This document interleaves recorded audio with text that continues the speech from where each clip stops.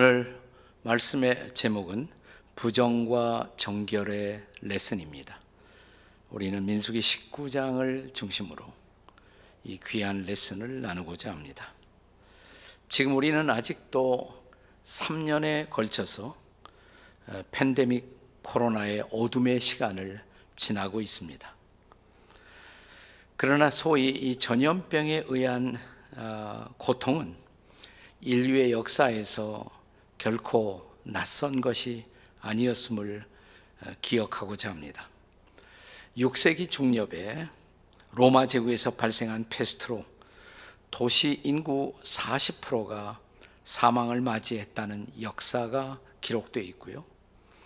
또 14세기 중엽에는 4, 5년간에 걸쳐서 유럽 전역에 창궐했던 페스트로 유럽 인구의 거의 3분의 1이 사망을 맞이한 것으로 기록되어 있습니다.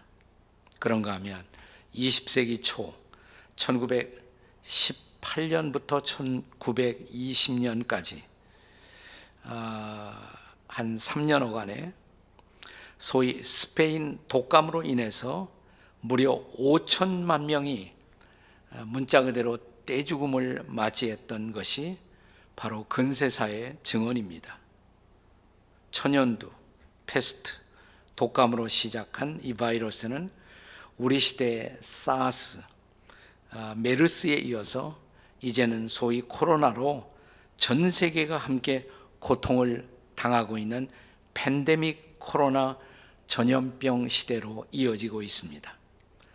그런데 흥미로운 것은 유럽에서 이렇게 전염병이 창궐할 때 가장 적게 피해를 입은 민족이 있었어요. 어떤 민족일까요? 유대인입니다. 그래서 역설적으로 왜 유대인들만 이렇게 안 죽나? 그래서 유대인들이 바로 이 병을 퍼뜨린 민족이다라는 오해가 퍼져 그 희생양으로 수많은 유대인들이 박해를 받게 됩니다. 그런데 상대적으로 유대인들이 전염병이 창궐할 때 사망자가 적었던 원인을 오늘날 우리는 유대인 혹은 구약 성경이 요구했던 철저한 정결 예식 때문이었다는 것이 오늘날 밝혀지고 있습니다. 자, 오늘 우리가 함께 읽고 있는 본문 민수기 19장에 보면 광야를 행진하고 있던 이스라엘 백성들이 지속적으로 거대한 부정의 위협 앞에 직면하면서도 그 위기를 극복해 갈 수 있었던 것, 그것은 부정을 정화하는 정결의 신적 처방을 그들이 갖고 있었기 때문이라는 것입니다. 자, 본문의 21절을 함께 보실까요? 21절입니다. 같이 읽습니다. 시작. 이는 그들의 영구한 율례니라. 정결하게 하는 물을 뿌린 자는 자기의 옷을 빨 것이며. 네, 여기 물을 뿌려 옷을 빠는 이 정결의 의식, 그것을 영구한 율례다라고 성경은 기록하고 있습니다. 이 정결에 대한 규례, 바로 이것 때문에 이스라엘 백성들이 비극을 맞이하면서도 비극을 극복할 수 있었던 희망이 있었던 것입니다. 그들에게 정결 예식이라는 하늘의 처방, 신적 처방이 주어져 있었기 때문입니다. 그렇다면 오늘 여러분과 우리가 살고 있는 이 시대의 광야에서 우리는 또 다른 팬데믹의 비극과 직면하면서 오늘의 성도들, 여러분과 저도 어떻게 부정을 극복하고 정결의 은혜를 입고 새로운 시대로 나아갈 수가 있느냐라는 중요한 질문을 던지고자 합니다. 그리고 여기 본문이 가르치는 부정과 정결의 세 가지 레슨을 함께 기억하고자 합니다. 부정과 정결의 세 가지 레슨. 그 첫 번째 레슨은 부정은 모든 삶의 영역을 마비시킨다는 레슨입니다. 자, 본문에 드러난 부정의 시작, 그 시작은 사실은 사체로부터 시작됩니다. 죽음과의 접촉으로 말미암은 것입니다. 자, 여기 민수기 19장 11절의 말씀을 우리가 함께 보도록 하겠습니다. 같이 읽습니다. 시작. 사람의 시체를 만진 자는 이레 동안 부정하리니. 그러니까 시체를 만지게 되면, 시체와의 콘택이 있게 되면 부정하게 된다는 것입니다. 그런데 그 당시 시체가 한두 사람, 서너 사람의 시체가 아니에요.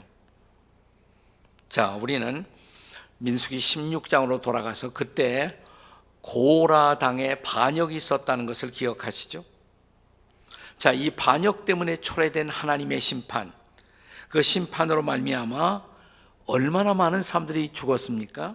자, 민수기 16장 49절의 말씀을 함께 읽도록 하겠습니다. 16장 49절입니다. 같이 읽습니다. 시작. 고라의 일로 죽은 자 외에 연병에 죽은 자가 14,700명이었더라.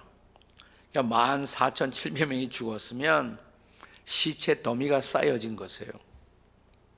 그러니까 그 당시에 광야, 죽음이 넘쳐나고 있었던 것입니다. 어디인들 죽음의 영향을 피해갈 수가 있었겠습니까? 우리는 얼마 되지 않은 최근에 코로나가 절정을 이루고 있을 때 중국에서 혹은 미국에서 사체들이 처치곤란으로 넘쳐나고 있었던 그때를 한번 연상해 보십시오. 한때 우리나라의 의무실도 코로나 환자들을 다 감당하지 못하고 있었던 그때를 상상해 보시기 바랍니다. 그야말로 부정함의 두려움이 우리 온 사회를 마비시키고 있었던 그때를 기억해 보시기 바랍니다. 자, 그리고 민수기 본문의 상황에서의 연병 혹은 이 전염병이라는 것은 분명하게 그냥 단순히 위생 문제로 발생한 것이 아니라 이스라엘 백성들의 죄의 결과였음을 우리는 잊지 말아야 합니다. 자, 그렇다면 이 넘쳐나고 있었던 이 사망은 성경이 경고하는 것처럼 야고보서 1장 15절의 말씀처럼 우리 같이 읽겠습니다. 시작.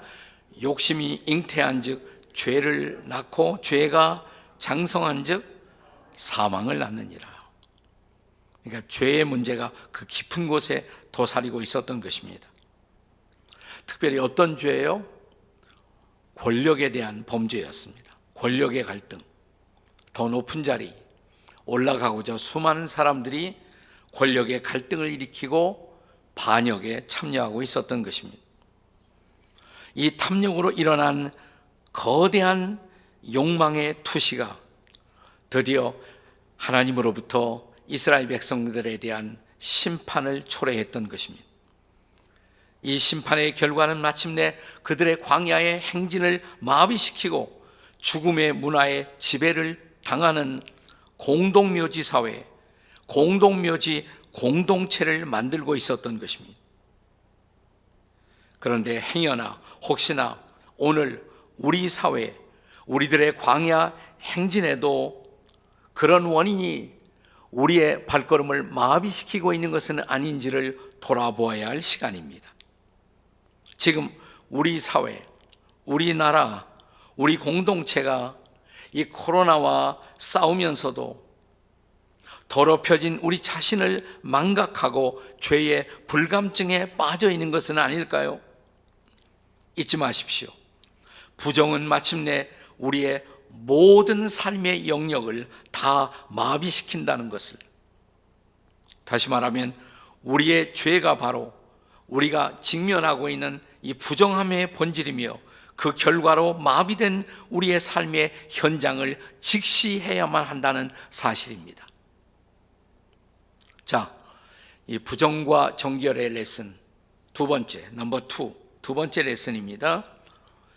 정결 없이 하나님과 사람과의 바른 관계를 기대할 수 없다는 레슨입니다. 한번 따라서 할까요? 정결 없이 하나님과 사람과 바른 관계를 기대할 수 없습니다. 한번 옆 사람에게 해보세요. 시작. 정결 없이 하나님과 사람과 바른 관계를 기대할 수 없습니다.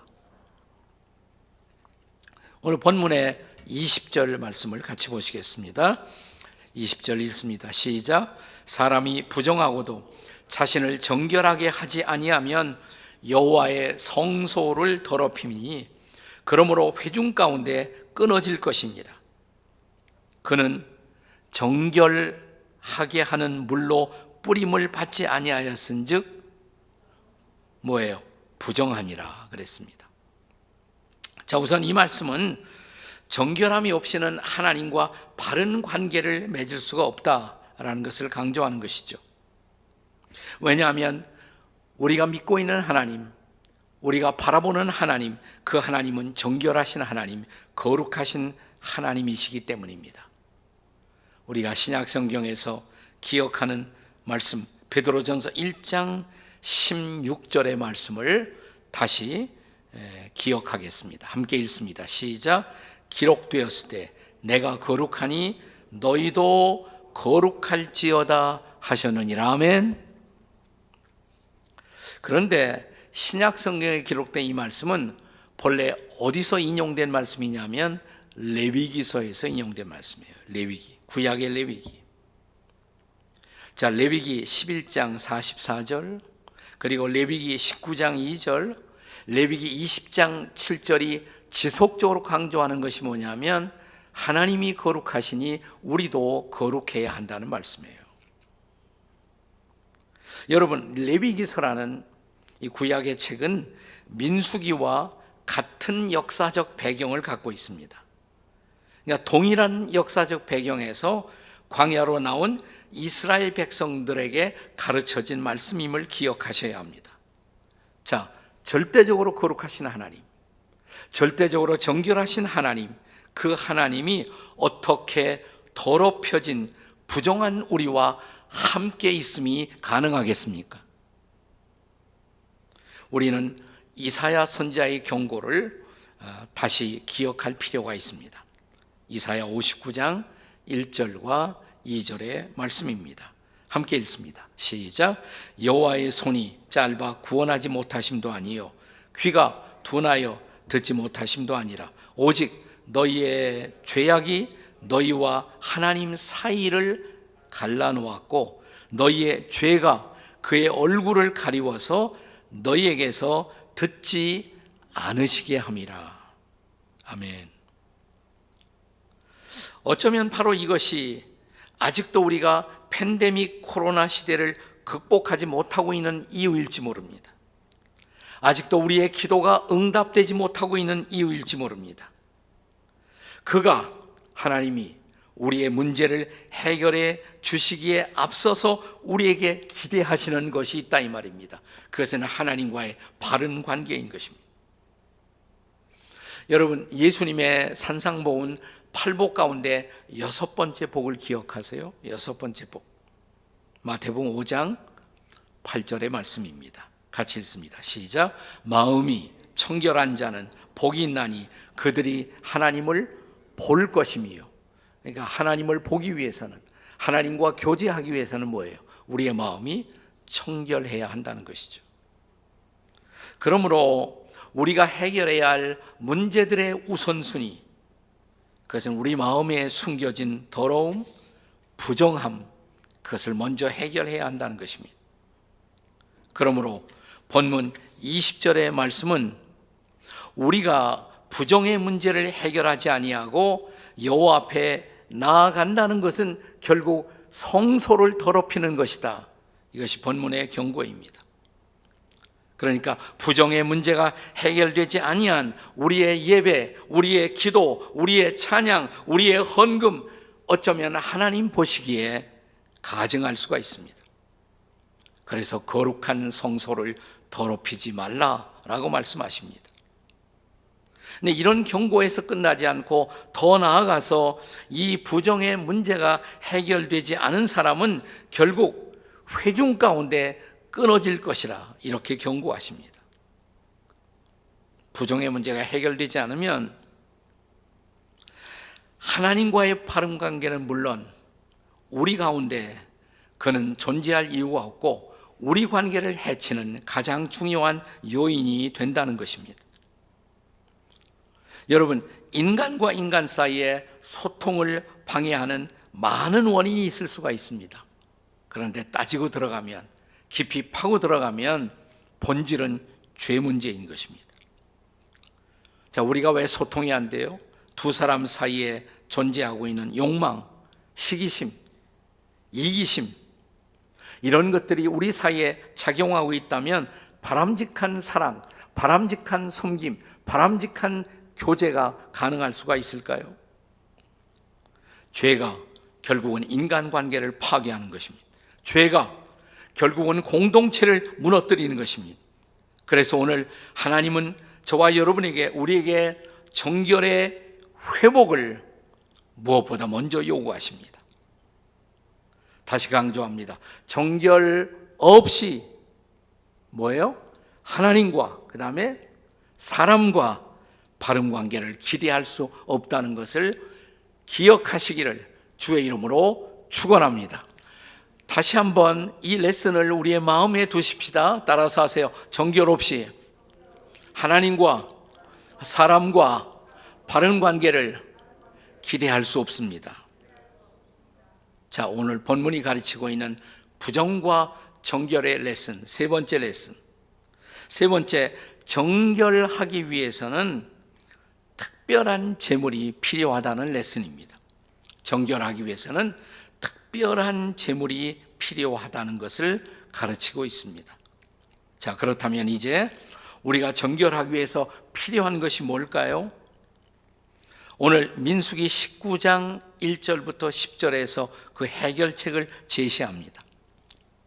한마디로 말하면 그 해답은 붉은 암송아지의 재, 붉은 암송아지의 재가 필요하다고 오늘 본문이 가르쳐요. 그러니까 붉은 암송아지를 태워서 재를 만들어 그 재를 흐르는 물에 타서 부정한 자에게 뿌리면 정결하게 된다는 것입니다. 그런데 여기 그때 사용되는 제물로 사용되는 암송아지, 이 붉은 암송아지에 대한 규례를 주목해 성찰하십시오. 우선 2절에 보면 이 암송아지는 온전하고 흠이 없고 아직 멍에를 매지 아니한 것, 그런 암송아지를 써야 한다는 거예요, 제물로. 자, 그 다음 3절에 보시면요, 3절에는 그 암송아지를 진영 바깥으로, 진 바깥으로 끌어내어서 잡을 것, 이것이 또 하나의 규례입니다. 자, 여기 근데 사용되는 송아지가 숫송아지가 아니라 암송아지입니다. 이 암송아지를 제물로 한 것은 이 암송아지에게만 있는 것, 생명을 잉태하는 능력이 있기 때문입니다. 이 붉은 암송아지는 죽음의 지배를 받고 있는 인생들을 속죄하기 위한 생명력이 넘쳐나는 제물이 필요했던 것입니다. 그래서 암송아지를 썼어요. 그 다음에 4절에 보시면 이제 그 피, 암송아지를 제물로 쓴 다음에 거기서 나오는 피를 회막을 향하여 하나님의 임재가 있는 그곳을 향해서 피를 7번 뿌릴 것, 이것이 규례였어요. 자, 7이라는 것은 성경에서 완전함을 나타내는 숫자입니다. 이것은 완전한 속죄를 의미하는 것입니다. 그리고 이제 이 제물에서 마지막 제를 거두게 합니다. 제를. 자, 이제 민수기 19장 9절을 다시 읽겠습니다.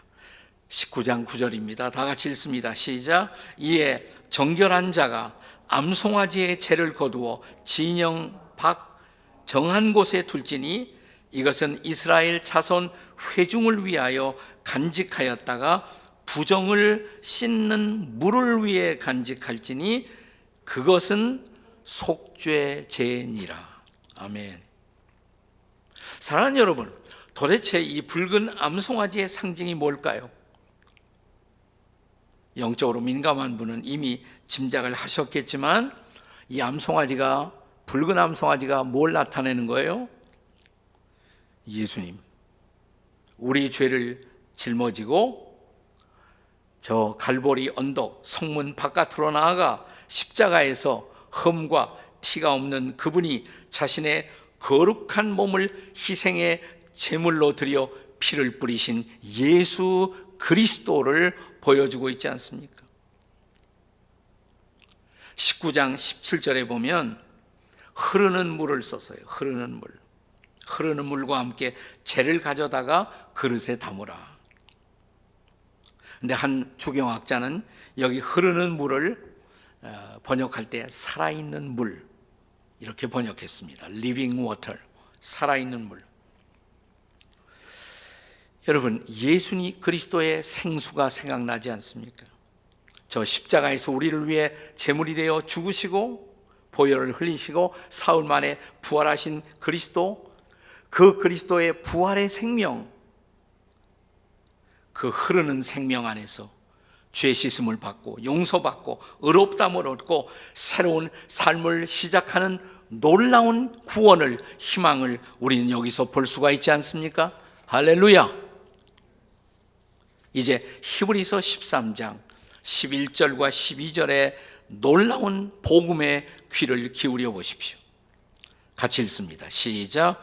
이는 죄를 위한 짐승의 피는 대제사장이 가지고 성소에 들어가고 그 육체는 영문 밖에서 불사름이라.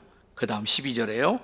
그러므로 예수도 자기 피로써 백성을 거룩하게 하려고 성문 밖에서 고난을 받으셨느니라. 아멘.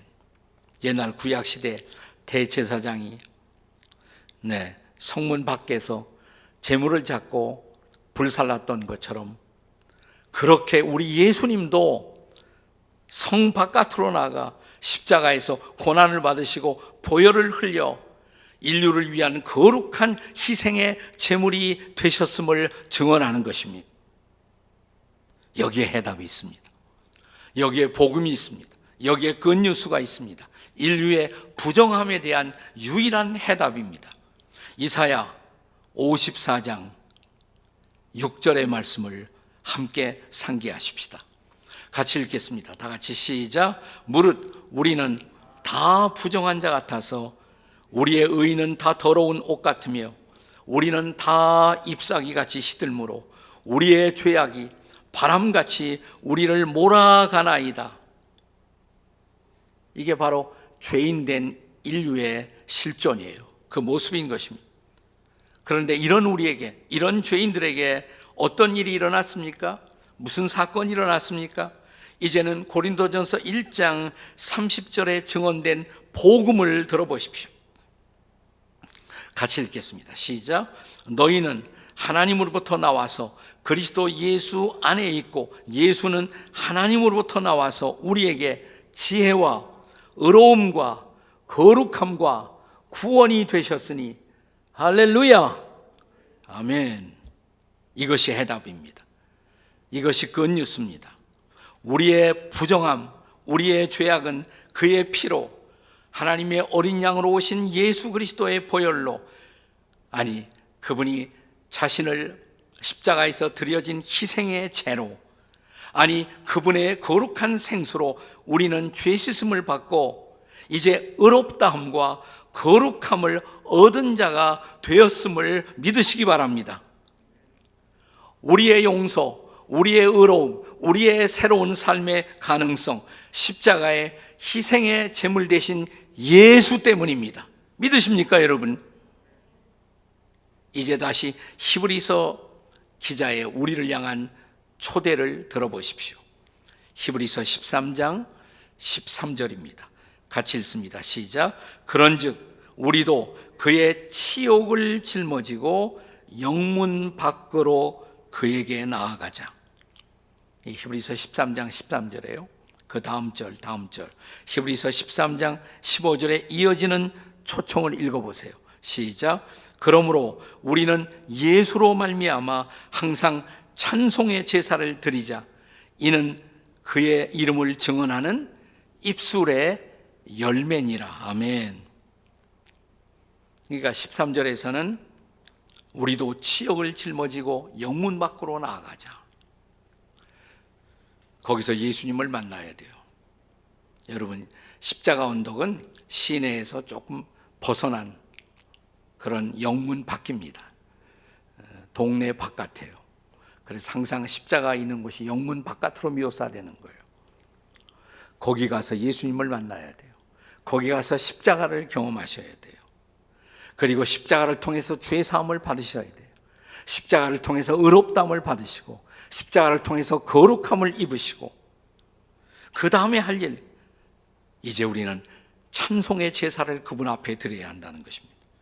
우리를 용서하신, 우리를 새롭게 하신, 우리를 의롭다 하신, 우리를 거룩해 하신 그분의 이름을, 예수의 이름을 평생에 찬양하고 증거하는 것, 찬양과 증거, 그것이 십자가를 만나 용서받은 그리스도인들의 삶의 모습인 것입니다.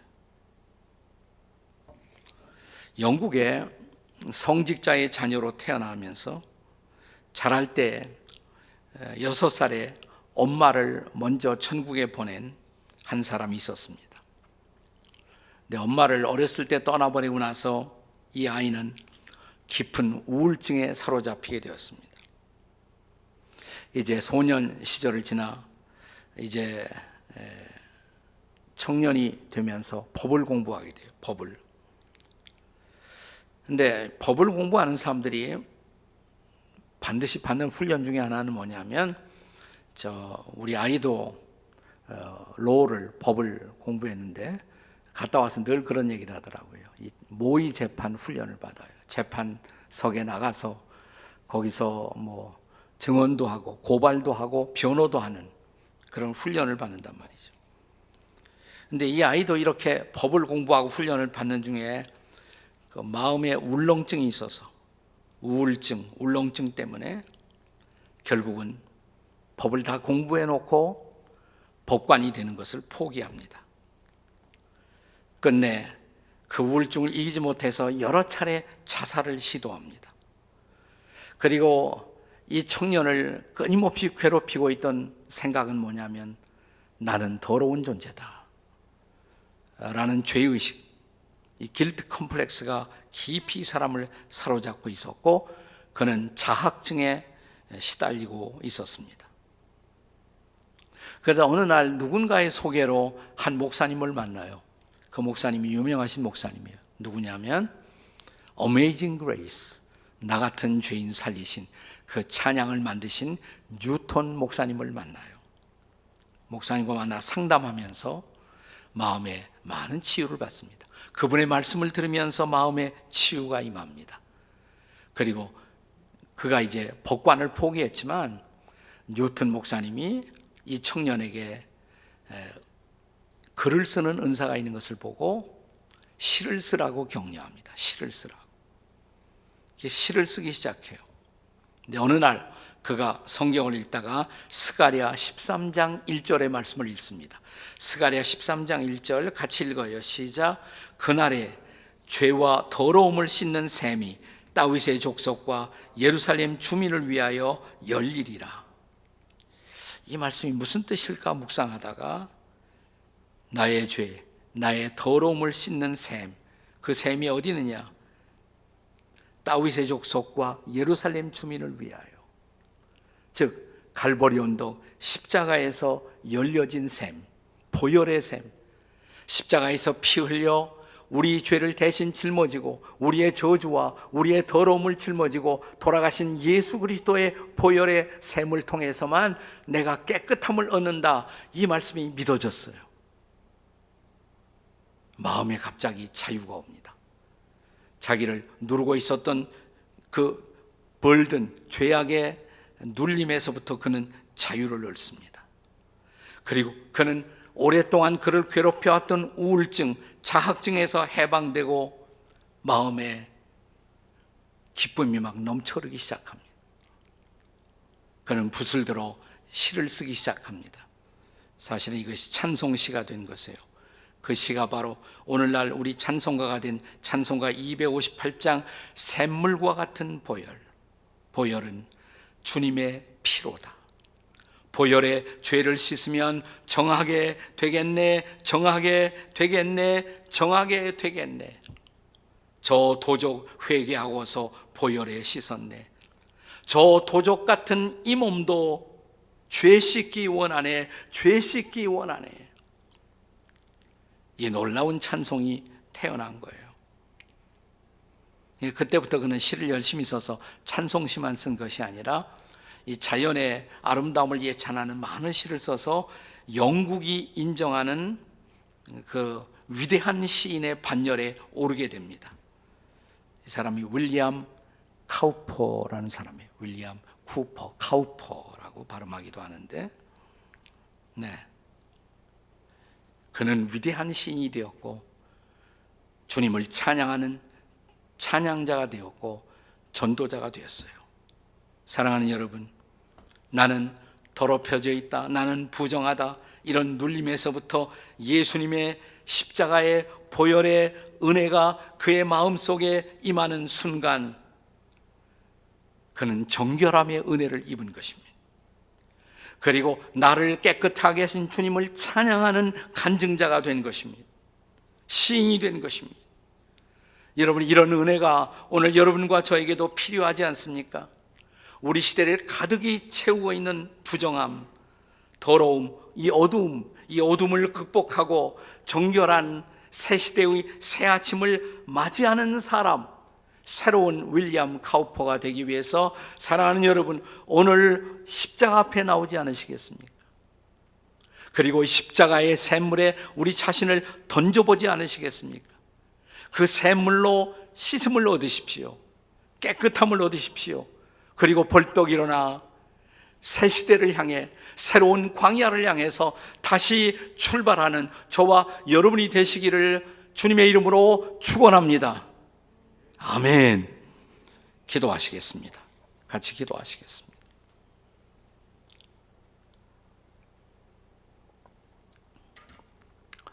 자, 코로나의 위협은 아직도 우리를 떠나지 못하고 있습니다. 최근에